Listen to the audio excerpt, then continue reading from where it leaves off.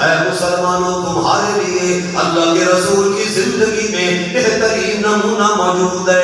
اذان کا نمونہ موجود، نماز کا نمونہ موجود، روزے کا نمونہ موجود، حج کا نمونہ موجود، زکوٰۃ کا نمونہ موجود، صدقات کا نمونہ موجود، ذکر الہی کا نمونہ موجود، اخلاق کا نمونہ موجود، معاملات کے نمونہ موجود، حقوق اللہ کے نمونے موجود، حقوق العباد کا نمونہ موجود، ماں کا حق کیسے ادا کرنا ہے نمونہ موجود، باپ کا حق کیسے ادا کرنا ہے نمونہ موجود، بھائیوں سے کیسے سلوک کرنا ہے نمونہ موجود، بہنوں سے کیسے سلوک کرنا ہے نمونہ موجود، بیٹیوں سے کیسے سلوک کرنا ہے نمونہ موجود، اللہ اکبر، برادری کے ساتھ کیسے سلوک کرنا ہے نمونہ موجود، تجارت کیسے کرنی ہے نمونہ موجود، مزدوری کیسے کرنی ہے نمونہ موجود، حلال کی روزی کیسے کمانی ہے نمونہ موجود، اللہ کا ذکر کیسے کرنا ہے نمونہ موجود، اللہ سے کیسے مانگنا ہے نمونہ موجود. اللہ اکبر. حضرات صحابہ کرام سے محبت کیسے کرنی ہے نمونہ موجود. حضرت ابوبکر صدیق رضی اللہ تعالی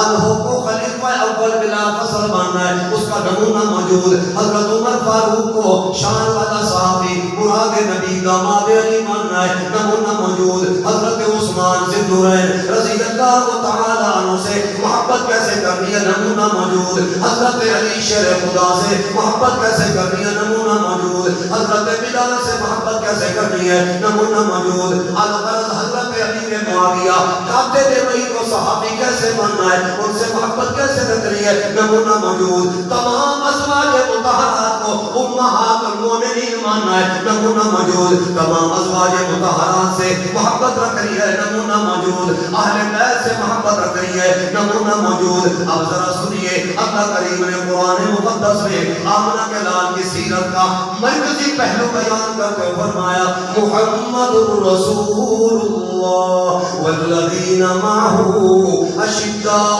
علی الکفار رحماء بینہم.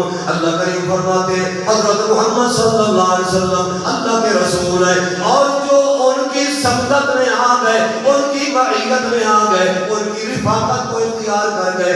اللہ اکبر. ان کی صفت یہ ہے وہ کافروں کے اوپر تو سخت ہیں، آپس کے اندر شیر و شکر ہیں، آپس میں مہربان ہیں، آپس کے اندر نرم دل ہیں، آپس میں ایک دوسرے سے محبت کرنے والے ہیں.